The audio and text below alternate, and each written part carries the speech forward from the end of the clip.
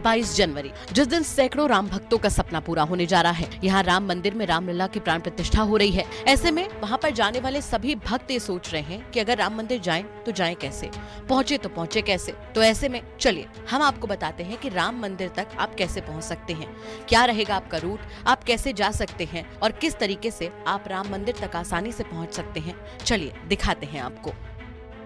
जब आप अयोध्या रामलला का दर्शन करने के लिए आएंगे तो सबसे पहले ये रामपथ से होकर के आपको आना होगा।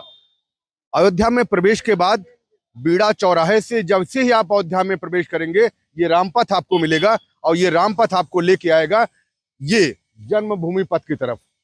आप देखेंगे सबसे पहले आपको ये 2 गेट मिलेंगे जो अभी निर्माणाधीन है, ये पूरी तरह बन रहे हैं। इसके बाद जब आप इसके आगे बढ़ेंगे तो ये आपको जन्मभूमि पथ है जो आपको सीधे राम मंदिर तक ले जाएगा। जैसे ही आप इस जन्मभूमि पथ पर आगे बढ़ते जाएंगे तो सबसे पहले आपको बाईं तरफ वो स्थान मिलेगा जहां से आप आरती के लिए बुकिंग कर सकते हैं, यानी टिकट ले सकते हैं। वहां पे अगर कोई आपको बीमारी है तो वहां दवा ले सकते हैं और आपको कोई सहायता की जरूरत है तो आप वो सहायता भी ले सकते हैं।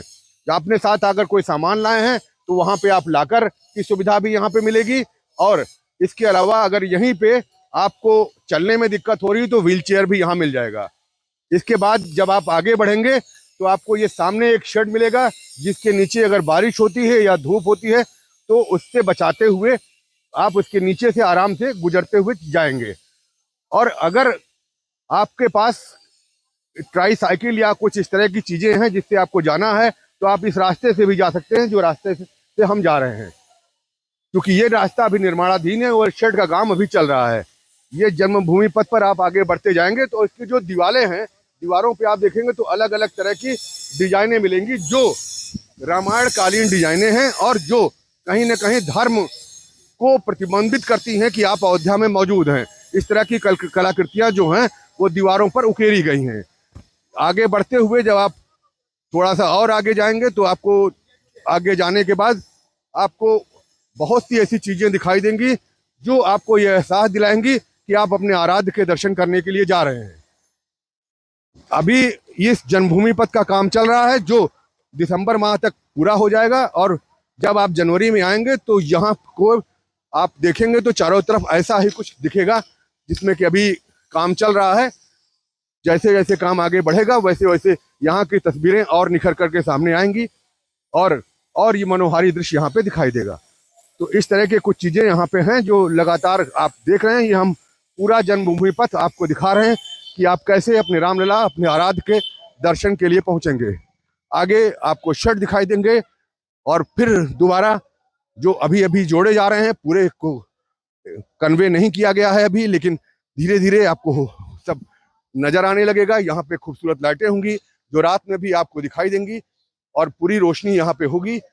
और इस जो बनाए गए हैं शेड और लाइटें लगाई गई हैं या जो जो चीजें यहाँ पे की जा रही हैं वो खास तौर पे इस तरह की चीजें की जा रही हैं कि जिससे आपको कोई असुविधा का सामना ना करना पड़े। इधर भी आप देखेंगे तो लगातार काम होते हुए आपको दिखाई देगा और ये काम लगातार चल रहा है और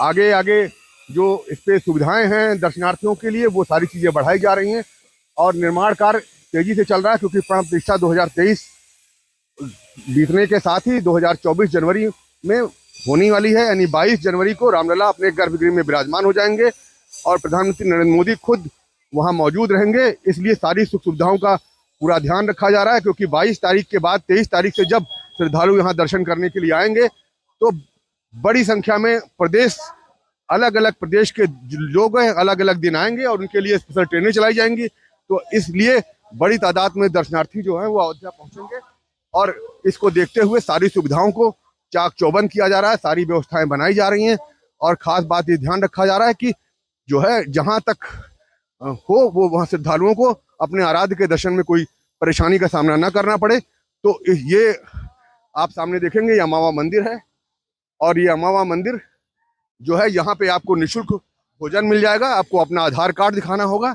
इसके बाद आपको यहाँ पे मुफ्त भोजन की सुविधा मिलेगी। और ये सामने का जो रास्ता देख रहे हैं वो सीधे श्री राम मंदिर को जाता है और ये जो सामने आपको नीला नीला वो दिख रहा है शेड, वो यहाँ का चेकिंग पॉइंट है। और यहाँ के बाद अब अलाउ नहीं होता कि ना परमिशन होती है कि वो आगे लोग जा पाए। और ये वो रास्ता है जहाँ से आप हनुमानगढ़ी को सीधे दर्शन करने के लिए जा सकते हैं। यानी हनुमानगढ़ी से दर्शन करने के बाद भी आप अपने आराध्य के रामलला के दर्शन करने जा पाएंगे। तो इस तरह से लोग आते हैं और यहाँ तमाम फोटोज वगैरह खिंचाते हैं और ये लोगों को बताते हैं कि भाई हम अपने आराध्य के पास आए। हम इनसे बात करने की कोशिश करते हैं। अब मैम कहाँ से आई हैं? महाराष्ट्र। यहाँ के किस तरह महसूस हो रहा है? अच्छा हो रहा है, अच्छा बहुत अच्छा है।